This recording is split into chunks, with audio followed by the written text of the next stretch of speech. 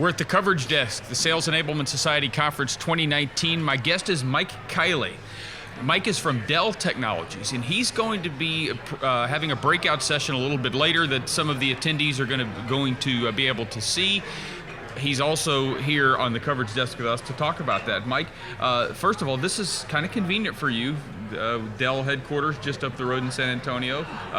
Why did you want to come to the conference? Yeah, well, actually headquarters is back up in Austin, so it's a little farther away. A little further away. But yeah, I was there the other day. So I'm here because I was invited to come down, and one of the topics that really caught my interest was this whole notion of aligning to the C-suite. Sales enablement alignment with the C-suite. And anybody in sales enablement knows that, up until a few years ago, sales enablement was struggling to kind of create a spot for themselves or get the recognition for the value that they deliver to companies. So I'm going to share my own story, if you will, and share a little bit of insight on how we at Dell Technologies, and before that I was with EMC Corporation and we merged together, some of the programs that we ran that really got the attention of the executives and the C-suite and really helped sales enablement build itself into a mature function in the company. Was that an actual goal? Did you recognize that, hey, we've got to get this into the C-suite? Oh, yes. Early on, back in like 2011, we knew that there were some gaps that we had a great L&D group, we had great product marketing groups, we had great teams, but there was this gap that our executives recognized around kind of the engagement with customers. So we knew at the time that we had to prove ourselves that this fell into sales enablement. It was more than content, more than the right place, the right time, the right person.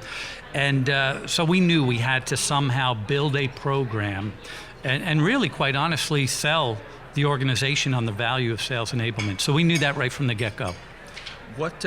Dell is not a small company. You guys have certainly grown, exploded.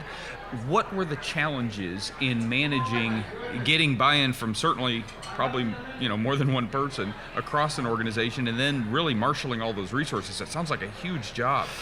Yeah, and so with Dell Technologies, before we merged 2 years ago, this started when I was with EMC, and what we did, we had to kind of bring in a lot of resources. There were only one or two of us trying to bring this function together. So we had to align with sales and our sales executives. We had to align with the people in the field, so our direct sellers. We really needed to understand what the challenges were from the top down and from the bottom up. So it definitely took a lot of travel, a lot of conversations, if you will, a lot of gaining of insight. We actually, when we built sales enablement, we had this theme, kind of by the field, for the field.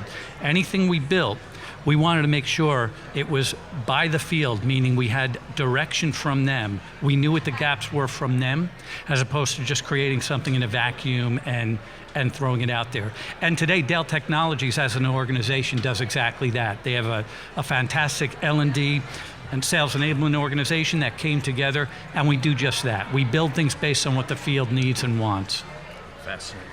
Well, awesome. Mike, your presentation is coming up soon. Are you ready for it? Oh yeah, looking forward to it. All right, well, if you're here at the convention, make sure you go and visit Mike when he does his presentation later on today.